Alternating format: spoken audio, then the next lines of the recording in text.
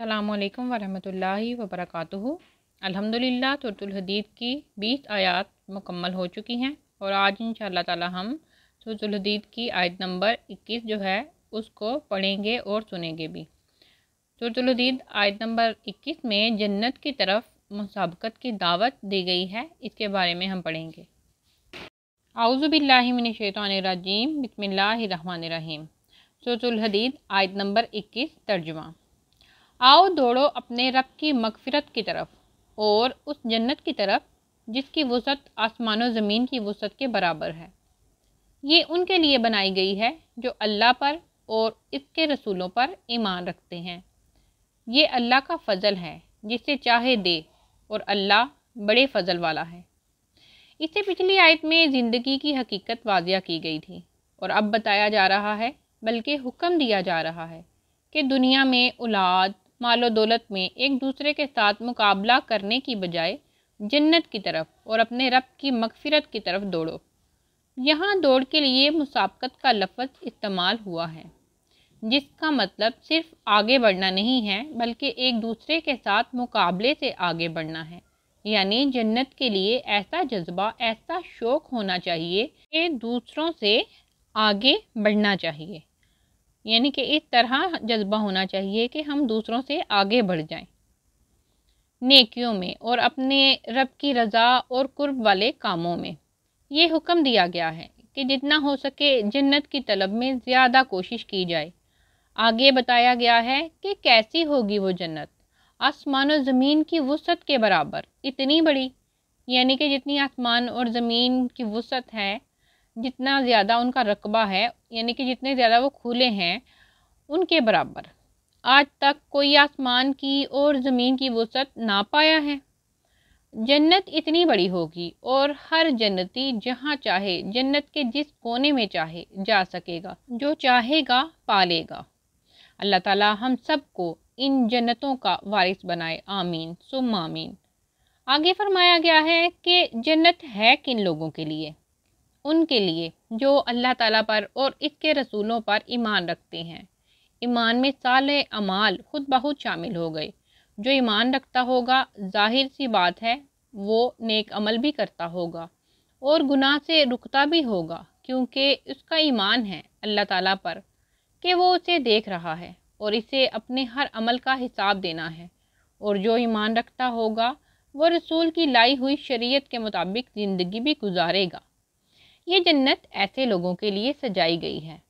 आगे फरमाया, जन्नत का मिलना खालिसतन अल्लाह ताला का फ़ज़ल है, वो जिसे चाहे अता फरमाए और अल्लाह बड़े फ़ज़ल वाला है।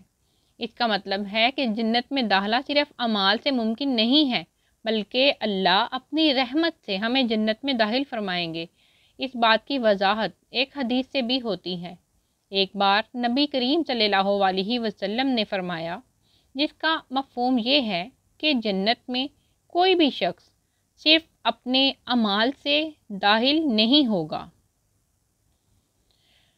तो सिर्फ अमाल से मुमकिन नहीं है, बल्कि अल्लाह अपनी रहमत से हमें जन्नत में दाखिल फरमाएंगे। इस बात की वजाहत एक हदीस से भी होती है। एक बार नबी करीम सल्लल्लाहु अलैहि वसल्लम ने फरमाया, जिसका मफ़हूम ये है कि जन्नत में कोई भी शख्स सिर्फ अपने अमाल से दाखिल नहीं होगा। तो सहाबा कराम रज़ियल्लाहु ताला अन्हों ने अर्ज़ किया, क्या आप भी नहीं? तो आप सल्लल्लाहु अलैहि वसल्लम ने फरमाया, हाँ मैं भी नहीं। यानी अल्लाह ताला अपनी रहमत व फ़ज़ल से जन्नत में दाखिल फरमाएंगे।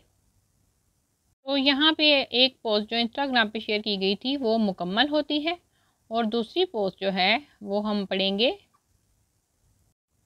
अच्छा, जन्नत कैसे हासिल की जा सकती है? हमारी तो ज़िंदगी का मकसद ही यही है ना कि हम अल्लाह सुब्हाना व तआला की अताअत करेंगे तो बदले में हमें जन्नत मिलेगी, जो हमारा अब्दी घर होगा, जहाँ खुशियाँ ही खुशियाँ, चैन ही चैन होगा। जन्नत कमाने के लिए अमल करना पड़ता है। अमल कितना करना है? अपनी क़ुव्वत व ताकत के मुताबिक।